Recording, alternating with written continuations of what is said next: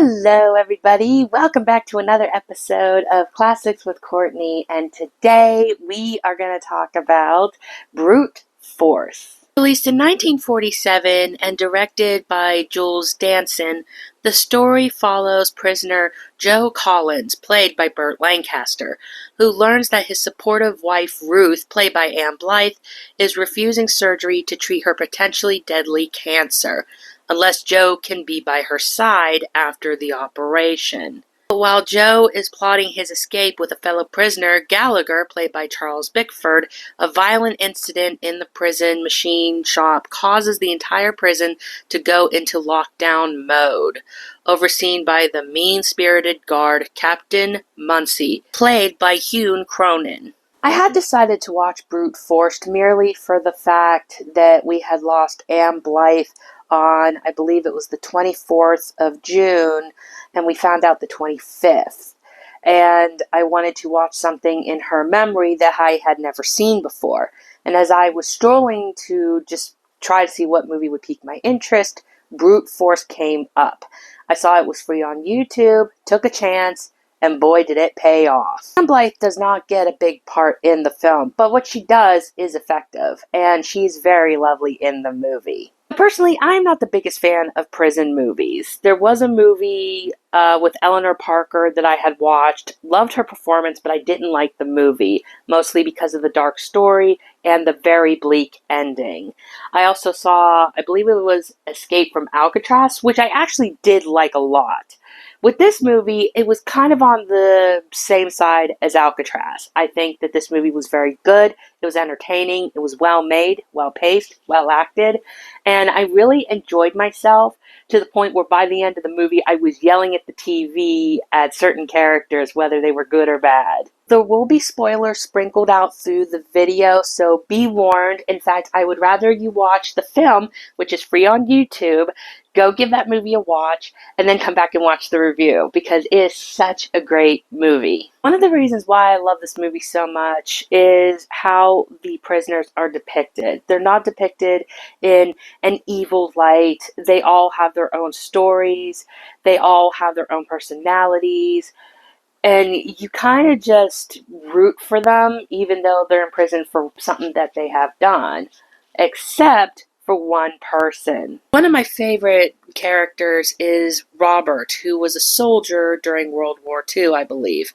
And he's played by Howard Duff, by the way. He has a wife named Gina, who's played by Yvonne De Carlo, and one night he comes to see her, but then something happens that goes wrong. Yvonne De Carlo takes the life of a man, and it's Robert who takes the fall. Then you have people who are doing crimes, and they're kind of doing it out of the goodness of their heart. For example, Tom Lister, played by White Bissell, ends up stealing money to buy a fur coat for his wife Cora, played by Ella Raines. And she's very happy about the coat. He's happy because she's happy. He loves her so much. But he goes to prison for what he does for her. This is interesting because later we see that Tom is confronted by Muncy. He wants him to inform on his inmates. He refuses. And basically Muncy tells him that he's been withholding his mail. And then he drops this little bombshell. In a way, Tom, you're a free man. She's divorcing you. When I first watched this, I thought to myself, he's going to take his life. And he did. He took his life, and I knew exactly how, and I was right.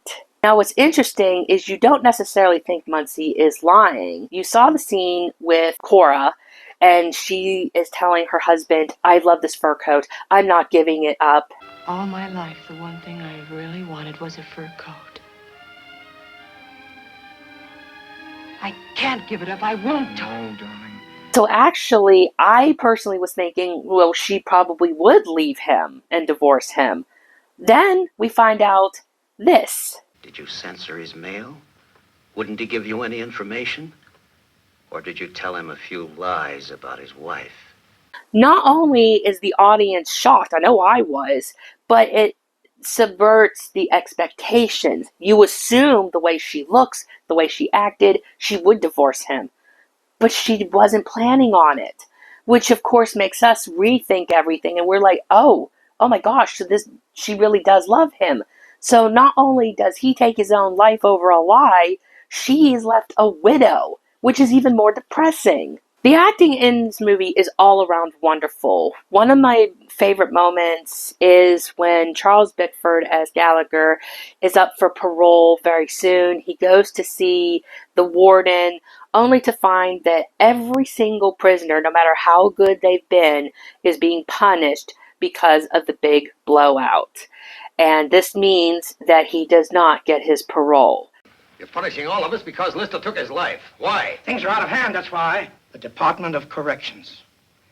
They've canceled all parole hearings indefinitely. What does this mean? Another year? 2? 5? Not necessarily. I'm sorry. It's not my fault. It is your fault. You've given in to Mutzi all along the line. A couple of weeks ago, I stood here and you told me the gates were going to open for me. In just a few more days, I was going home. Home. I should have known better. Those gates only open 3 times. When you come in, when you've served your time, or when you're dead. He is upset, he's angry, and you really feel this in the character. You feel like this guy has been through enough already, and he was so anxious to get back out into the public, only to have that freedom snatched away from him for doing absolutely nothing wrong. I especially get an interesting kick out of this moment. Gallagher, can I still count on your cooperation? That was the other thing that was kind of frustrating about this movie. You like the prisoner so much that you get irritated with the authority around them. You have Muncie, who is a manipulative, abusive little jerk. Then you have the warden, who is a wimp and won't stick up for anyone. He's worried about his own position. And believe me, I've been on the side where people in authority will choose to be a wimp than rather sticking up for their people. Of course, our main character is played by Burt Lancaster, and he is really, really good in this movie. You see how desperate he is, but you also see how strong he is. He's got a quiet strength that makes you root for him. He cares about his wife and is willing to do anything to help her. That's the interesting thing about this whole movie, is they do make the prisoners all likable. And yeah, I like pretty much most of the prisoners. What's also interesting is there are at least 2 informants in this movie, and neither one of them make it out alive. Wilson. He's here on a 529, also a stool pigeon. He planted a shiv on Collins. Lindsay made me do it, honest. You can fix anything, Doc. If you can call off Collins, I'd pay, You'll pay. He made me do it. He made me do it. No, no. Stay away from me. Captain Muncie made me do it. You guys would have done the same thing. What did Lindsay find out? The Muncie way. An informer. One of your own men, I suppose. Joe. What about me? You? Wait! Quick! You got me wrong! Muncie made me do it, Joe! Please, I'll tell you everything! Joe! No! It's not this way! In fact, for 1947, the deaths are pretty darn gruesome. Now, I gotta talk about a couple other of my favorite moments in this movie. Number 1, I love it when the doctor confronts Muncie and he finally gives it to him and tells him just what exactly he's all about. Why, you're Genghis Khan, Alexander the Great, Caesar. Look at you in the warden's chair.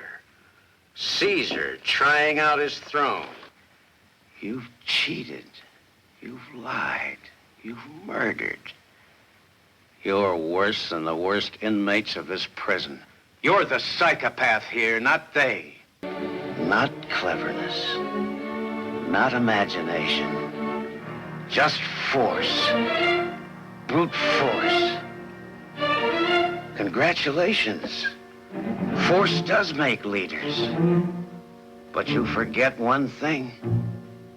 It also destroys them. When you talk about classic movie scenes, especially when there's speeches involved, this is definitely up there as one of my favorites. It is so good. It is so rewarding to see the doctor stand up to this wimp of a guy who masquerades as this powerful, dictator. In fact, I even called him, well, this guy. But it's true, he's an awful character, and I love that he gets called out for it. And then there's the ending. Lancaster finds out that he has been betrayed by one of his men. He figures out who, and this is where the big, interesting ending comes in, where the prisoners kind of work together in order for them to escape. It doesn't really work, but they do put up a good fight. There's explosions, there's gun shooting, there's an attempted escape where, yes, a lot of the prisoners, especially the ones that I liked, die. But one of my favorite parts, real quick, is this little moment from Burt Lancaster. Felt so real. Like, it felt like he was full of rage. Like, the fact that he gets shot and then the first thing he does is let out that yell and then takes his life. And then it's like, okay, now the actual shot has taken its toll. Now he feels that. It feels like a real, genuine human emotion. All of that adrenaline is pumping through him, like, at that moment. And it just felt so real, and it was so great. Then, of course, as everybody's fighting, Charles Bickford tries to escape by, taking out the doors to the bridge, which doesn't happen. Burt Lancaster takes Muncie out in a Hunchback of Notre Dame kind of way. It's so satisfying to see this guy finally get his comeuppance after all the garbage that he's put these prisoners through. He finally gets his, and it is just an amazing scene. I really, really love this moment. That brings up another interesting part, at least for me, for how I saw the movie. The movie is a great movie, and I really liked it. But when I talked about the Eleanor Parker prison movie, where I said the ending was bleak and the whole story was dark, it's kind of the same here, but not to that extent. Yes, we do kind of end on a bleak ending. A lot of our main prisoners are killed, especially Burt Lancaster and Charles Bickford. And the doctor is tending the wounds of those that are hurt. And then he looks into the camera, into the audience, and says, Nobody escapes. Nobody ever really escapes. you can take that anywhere. People can make their own prisons in their mind. I think I've done it before, where you just keep reliving something that you can't change. It's a really good metaphor, both, I guess, spiritually, physically, mentally. Despite the bleak ending, it's almost like a bittersweet ending. You root for the triumph. You feel, at least with Muncie dead, you feel like there's some justice. But at the same time, with a lot of the prisoners that were killed, what happens to their families? Not only do the prisoners lose their life, but Cora, Ruth, and Gina all lose their husbands. While I do understand that the movie is focused on the prisoners, as it should be, I also thought of the women. What happens to Ruth with her cancer? What happens to Cora after she took the life of a guy and her husband took the fall and died for it? It's honestly really, really sad, but again, with the triumphant ending of the prisoners, you do get that bittersweet ending. That's what this movie does. It makes you root for the prisoners, it makes you feel sympathy for them, and really makes you dislike the authority figures, for the most part. I can't say enough good things about this movie. I think it is really, really good. I have not even heard of the thing, so I definitely think it's underrated as far as noir films are concerned, and I definitely think you should give this a watch. And that ends my review of Brute Force. So let me know in the comments below what you guys think of this movie, and if you have seen it. If you haven't seen it, did I pique your interest, or is this a warden job you're going to pass on? Thank you all so much for watching, and I will see you guys in my next video. Bye! Have a great and wonderful day.